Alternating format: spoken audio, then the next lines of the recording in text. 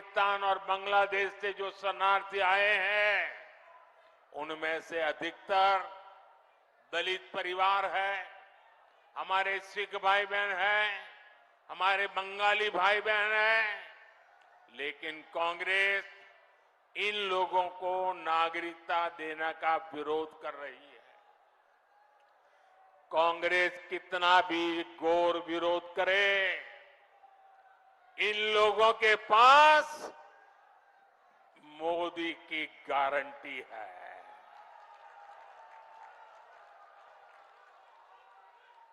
और मोदी की गारंटी यानी गारंटी पूरा होने की गारंटी। साथियों, इस धरती का संबंध तो गुरु नानक देव जी, गुरु गोविंद सिंह जी और उदासी संत गुरु रामराय जी से है। कांग्रेस ने देश का ऐसा बंटवारा किया कि गुरु नानक जी की उस पवित्र धरती हमसे छीन गई। दशकों तक अपने गुरु को हमें दूरबीन से देखना पड़ा। अब जाकर बीजेपी सरकार ने करतारपुर कॉरिडोर बनाकर लोगों की जिंदगी आसान की है। कांग्रेस कमजोरी न दिखाती तो हमारी सीमाओं पर नजर डालने की किसी की हिम्मत न होती, इतने बड़े सीमा विवाद न होता। कांग्रेस ने कैसे अपने हाथों से मां भारती के टुकड़े किए, इसका एक और ताजा उदाहरण देश के सामने आया है। ये हमारा उत्तराखंड तो वीर माताओं की भूमि है, जो वीर संतानों को जन्म देती है। यहां के वीर संतान मां भारती की एक एक इंच जमीन के लिए अपनी जान की बाजी लगा देते हैं।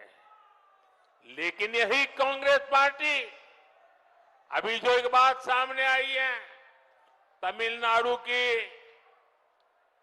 बात तो तमिलनाडु की है, लेकिन ये वीरों की भूमि है, मातृभूमि की भक्ति क्या होती है उत्तराखंड को सिखाना नहीं पड़ता।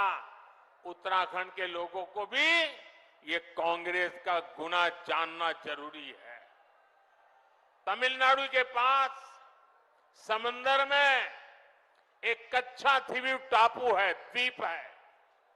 वो द्वीप भारत का हिस्सा था, लेकिन कांग्रेस ने उसको श्रीलंका को दे दिया। अभी द्वीप के आसपास भी कोई भारतीय मछुआरे गलती से चला जाता है तो उसे गिरफ्तार किया लिया जाता है, जेल में बंद कर दिया जाता है। आप मुझे बताइए, ऐसी कांग्रेस जो भारत के टुकड़े करने के उनके नेता बात करते हो, जो कच्छ द्वीप को दे देते हो, क्या वो देश की रक्षा कर सकती है? जरा पूरी ताकत से बताइए, देश की रक्षा कर सकती है? क्या कांग्रेस देश की रक्षा कर सकती है? भाइयों और बहनों, कांग्रेस ने तो देश के सीमावर्ती गांवों को भी देश का आखिरी गांव मानकर वहां विकास करना बंद कर दिया था।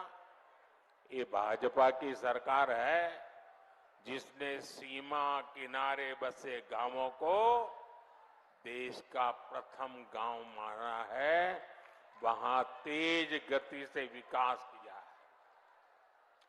कांग्रेस की सरकार रहती तो आज भी पूर्व सैनिकों को वन रैंक वन पेंशन नहीं मिल पाती, लेकिन मोदी ने सैनिक परिवारों को गारंटी दी थी और इसे पूरा करके दिखाया।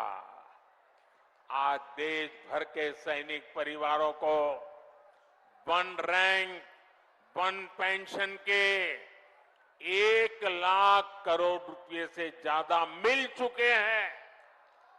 इसमें से उत्तराखंड के भी हजारों परिवारों को लाभ हो रहा है। इसलिए ही मैं कहता हूं, नीयत सही तो नतीजे सही। साथियों, 24 के इस चुनाव में अब स्पष्ट रूप से दो खेमे बन गए हैं। एक तरफ हम लोग ईमानदारी और पारदर्शिता जनता जनार्दन के सामने लेकर के आए हैं। दूसरी तरफ भ्रष्टाचारी, परिवारवादी उनका जमावड़ा है। ये भ्रष्टाचारी मोदी को धमकी भी दे रहे हैं, दिन रात गाली भी दे रहे हैं। अब देखिए क्या खेल चल रहा है। हम हैं जो कह रहे हैं भ्रष्टाचार हटाओ, और वो कहते हैं भ्रष्टाचारी बचाओ। आप मुझे बताइए, भ्रष्टाचार हटना चाहिए कि नहीं हटना चाहिए? भ्रष्टाचार हटना चाहिए कि नहीं हटना चाहिए? भ्रष्टाचार से मुक्ति मिलनी चाहिए कि नहीं मिलनी चाहिए? भ्रष्टाचारी जेल जाने चाहिए कि नहीं जाने चाहिए? भ्रष्टाचारियों को सजा होनी चाहिए कि नहीं होनी चाहिए? ये देश की आवाज है, और मोदी आपकी हर आवाज को सुनता है और उसके लिए ताकत भी लगा देता है।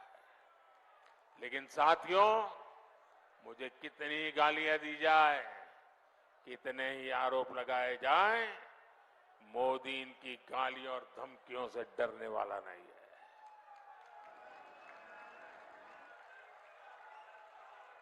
हर भ्रष्ट पर कार्रवाई जारी रहेगी, और तीसरे टर्म की शुरुआत में अब 2-2.25 महीने बाकी रहे हैं, बहुत कम समय बाकी रह गया है। तीसरे टर्म में भ्रष्टाचार पर और तेज प्रहार होगा, ये मैं आपको गारंटी देने आया हूं। भ्रष्टाचार हर गरीब का हक छीनता है, हर मध्यम वर्ग का हक छीनता है, और मैं गरीब का हक, मध्यम वर्ग का हक किसी को भी छीनने नहीं दूंगा। ये मोदी की गारंटी है। साथियों, आने वाले 5 साल अभूतपूर्व काम के और देश हित में बड़े फैसलों के होंगे, लेकिन इसके लिए मेरी आपसे प्रार्थना है, आपको मोदी को और मजबूत करना होगा। करोगे? करोगे? जरा सबके समय हाथ ऊपर करके बताओ, मोदी को मजबूत करोगे? मोदी को नई ताकत दोगे? मोदी को नई ऊर्जा दोगे? उत्तराखंड की सारी सीटों पर भाजपा को ज्यादा से ज्यादा वोटों से विजय दिलाने के लिए मैं आपसे प्रार्थना करने आया हूं। नैनीताल, उधम सिंह नगर से हमारे साथी अजय भट्ट जी चुनाव लड़ रहे हैं। अल्मोड़ा से हमारे साथी अजय टमटा जी चुनाव लड़ रहे हैं। हमारे और 2 साथी अपने अपने क्षेत्र में हैं। हरिद्वार से त्रिवेंद्र सिंह रावत जी, टिहरी गढ़वाल से श्रीमती माला राजलक्ष्मी जी, और गढ़वाल से भाई अनिल बलूनी जी। सभी को, इन 5 मेरे साथियों को जिता करके उत्तराखंड ये कमल दिल्ली पहुंचाए, यही मेरी आपसे प्रार्थना है। और इसलिए आपको याद रखना है। फिर एक बार, फिर एक बार, फिर एक बार 4 जून, 4 जून, 4 जून, 4 जून। अच्छा, मेरा एक और काम करोगे? मेरा एक काम करोगे? ऐसा नहीं, हाथ ऊपर करके बताइए, करोगे? आप यहां से गांव जाएंगे तो वहां जो देवी देवता है, वहां मोदी की तरफ से माथा टेकना है। करोगे? और गांव में सभी परिवारजनों को कहिएगा कि मोदी जी उत्तराखंड में आए थे और आपको प्रणाम भेजा है।